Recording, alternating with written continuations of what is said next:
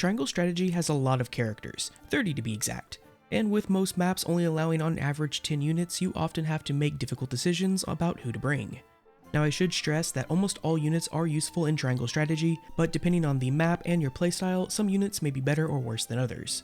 That being said, the units that I'm going to be talking about today are the ones that I found to be the strongest in the over 100 hours that I put into the game. They are the units that I wanted in my party in almost all situations.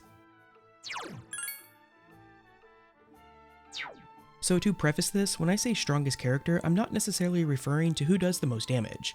More often than not, damage isn't what determines a character's strength in a tactical JRPG like this one, though it can definitely be a contributing factor.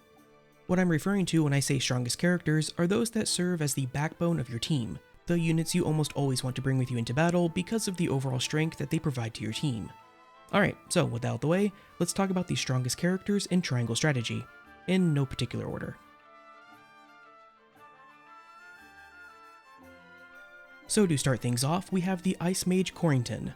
Corentin brings a lot of utility to your party in the form of Wall of Ice, Frosty Fetters, and Shield of Ice. Wall of Ice is a fantastic ability that puts up a, well, wall of ice in a horizontal line spanning 3 tiles. This ability has numerous uses. It can be used to block incoming enemies, it can cause enemies to take a longer route to get to your forces, it can mess with enemy AI causing them to prioritize destroying the wall over attacking your units, and it can even be used to block in uncontrollable friendly AI units so that they either don't steal your experience or get themselves killed. All in all, it's an extremely versatile ability that you definitely want to have access to. Frosty Fetters, on the other hand, is one of Corentin's offensive abilities that hits a single target and has a chance to silence them. This not only deals good damage, which can be increased by leveling up his weapon, it can also be used to render enemy mages or healers useless for a number of turns by silencing them. Then there is Shield of Ice, which makes a target ally completely immune to the next source of damage they take and causes them to counterattack with ice damage.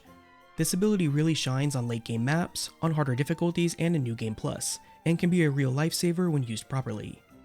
Now all of these abilities are great in their own right, but what really pushes Corentin into the tier of best units in the game is his passive ability TP Plus on ice. This passive gives him an additional TP per turn so long as he is standing on frozen ground, effectively eliminating the core weakness of casters in Triangle Strategy. And being an Ice Mage, he can easily set this up himself. Moving on from Corentin, we have another mage unit in Narve. Narve is unique in that he learns magic abilities from the 5 major schools of magic in Triangle Strategy, that being Fire, Ice, Wind, Lightning, and Healing. Access to all these different types of magic abilities means Narve can adapt to any situation, whether that be hitting specific enemy weaknesses, setting up different tile effects on the ground, or even helping out a little bit with some off-healing when needed. Narve can even increase the damage output of his magic by leveling up his weapon, letting him specialize in a couple different elements. Additionally, his passive ability Pierce Defenses allows him to not only further increase his own damage against enemy targets, but increase all of your party's magic damage against enemies Narve damages. To top all of this off, Narve also learns the invaluable Extending Your Reach passive ability, which increases the range at which he can cast his abilities by 1 tile. A small difference to be sure, but one powerful enough that when combined with the rest of his kit, pushes him into the upper tier of units in Triangle Strategy. Next up, we have Tactician and TP Master Julio. Julio is, as his description accurately states, a master of TP. He gains TP whenever he defeats an enemy and can even decrease enemy TP by 1. However, Julio's strengths lie not in his offensive capabilities, but rather his supporting ones. Moment of Truth is Julio's bread and butter, allowing him to give 1 TP to any ally within range while simultaneously increasing their strength and magic attack for 3 turns. This ability is made even better when leveling up his weapon and reducing its cost to only 1 TP, effectively allowing him to give a TP to another unit every turn of battle. Additionally, he gains a couple of other abilities that let him transfer TP to allies in the form of Finish Them and Inheritor. Finish Them lets him give 2 TP to an ally immediately for the cost of 3 TP, and Inheritor lets him give all of his current TP to any ally. But like I said, his bread and butter is Moment of Truth. You can have him move around to different units each turn, spreading out his TP giving abilities evenly, or you can choose to pair him up with a mage such as Narve to create a devastating duo. Simply put, Julio's ability to funnel TP into your other units and make them better is what elevates himself to one of the best units in Triangle Strategy. Finally, we have the Byzantian Apothecary Medina. Now, I did say that these units weren't going to be in any particular order, but Medina deserves a special call out as she is by far the best unit in Triangle Strategy. On the surface, Medina seems like a typical item healer. She gets the HP Physic passive ability that increases how much HP she can heal with items, as well as Long Toss, which increases the targetable range of items that she uses on allies by 3 tiles. And then to top it all off, she gets double items, which for 3 TP allows her to use 2 items in 1 turn. None of that in and of itself is particularly out of the ordinary, or even overly powerful for an item healing unit. That is, until you read double items more carefully alongside her other Physic passive ability, TP Physic. But first, let's digest double items.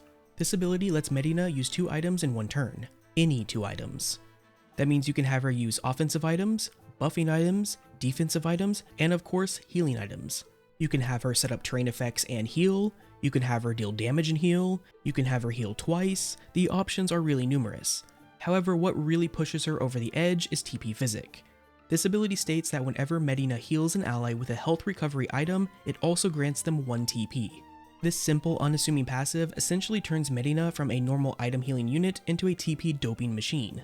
Use the lowest AoE healing item on an ally, grant them 1 TP. Use an AoE healing item on 4 allies, grant all 4 of them 1 TP. Use healing items on allies that are already at full HP, grant them 1 TP.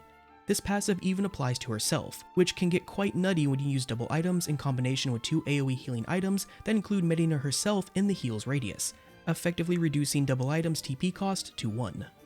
Oh, and did I mention that if you happen to have some Swift Spice items in your inventory, she can even make a target ally take their next turn immediately? Yeah, Medina is fantastic and probably deserves to be in a tier all to herself. Finally, I want to end by rapid firing off a handful of honorable mentions, starting with Benedict, a trustworthy supporting unit that can buff the offense, defense, and movement of your allies, as well as ensure that a specific ally acts next in battle, or can take multiple actions on their next turn. Benedict is certainly powerful and should not be overlooked, but when compared to the main showcases of this video, he is usually one of the first units I actually look to cut when cuts need to be made. Next we have Cordelia, a healing unit that has risen in my evaluation of her the more I've used her. She heals for more than Gila does, but her heals also cost more TP as well. To help with this, she does gain a passive ability that lets her gain an additional TP per turn, assuming you don't have her move anywhere. And she does eventually gain the ability to sacrifice her own HP in order to heal an ally at no TP cost. Honestly, if Medina didn't exist, Cordelia probably would have made the cut for the main showcase of this video. Moving on, we have Anna, a character I initially thought would be completely broken after playing both demos for Triangle Strategy. She passively has the ability to take 2 actions in 1 turn, she can go invisible for 2 turns, and she has excellent movement capabilities with Surmount, which lets her easily ascend or descend between different elevations. And while certainly powerful, the map designs, enemy placement in battles, and the tuning on her damage output keep her at a very comfortable level of being strong but balanced. And finally we have Archibald, a very proficient archer unit with incredible range, especially on his inescapable arrow ability that can pretty much hit almost anywhere, and the ability to sometimes instantly kill enemies he attacks if their HP is below 50%. And yes, this does work on bosses.